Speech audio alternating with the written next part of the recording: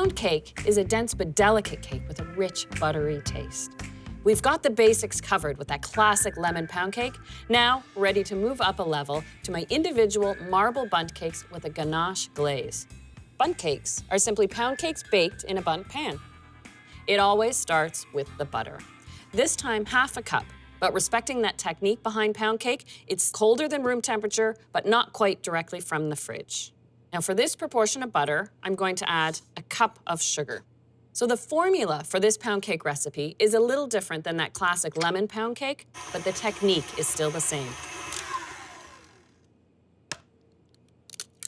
Now I've got 2 whole eggs, and just like with the original recipe, they're not cold from the fridge, but not fully to room temperature. Give them a little whisk, and add them a little at a time.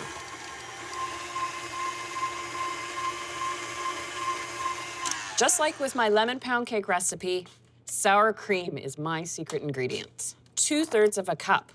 I'm actually making a smaller cake batter, but yet using more sour cream.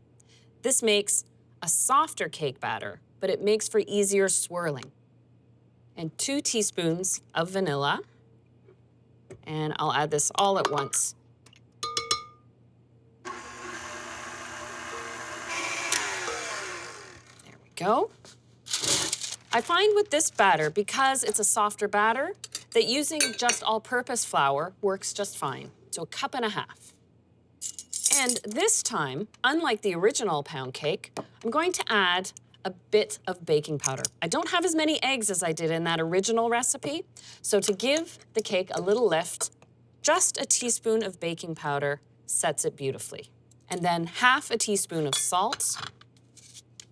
Sift that together. So now I'll add the flour on low speed until it's almost incorporated.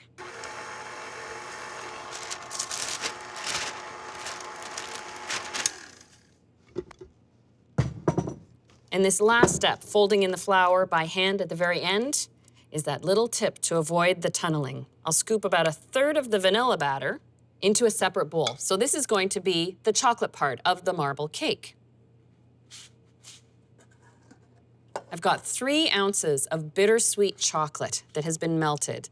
The addition of the chocolate to this batter does impact the texture of the cake. So that's why I changed the formula. Add a little more sour cream, the addition of that touch of baking powder, and it all balances out. I add 2 teaspoons of cocoa powder. Sift that right in.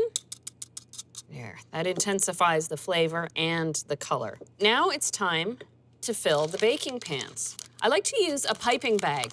That way I can pipe the vanilla and the chocolate cakes separately and swirl them together afterwards.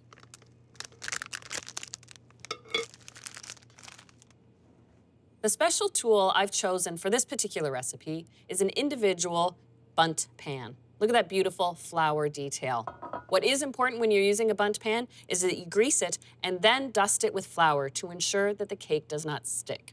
I'll start with the vanilla cake batter and pipe some dollops into each bundt mold. So I haven't used all the vanilla cake batter entirely, but now I'll switch to the chocolate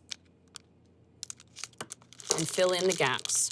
Whether you're baking marble cake in a large bundt pan or even in a loaf pan, you could still use this same technique. Now I just finished with a little bit of that vanilla cake batter. The final step before these go in the oven is to do the swirling. So I just use a simple bamboo skewer, mixes the chocolate and vanilla together, just a little bit. Because of their smaller size, of course, they don't take as long to bake as the original pound cake, only about 20 minutes. And because of that short time, I increased the oven temperature to 350.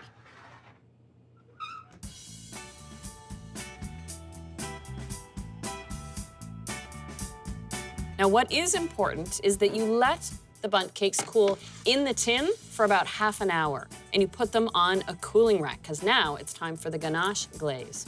What I do is actually slice off the bottom. That way, it sits level, nice and flat for presentation. To make the glaze, I've got 4 ounces of bittersweet chocolate. Heat that over a water bath, and I'll add to that 1/4 cup of whipping cream and 2 tablespoons of butter. And you just stir this just until it's melted. There we go, silky and smooth and nice and glossy. That's the butter at work in the ganache. Now what I like to do is dip them right into the ganache. I don't like to completely submerge the bundt cakes. That way you can see the lovely flour detail left from the bundt pan. And there we go.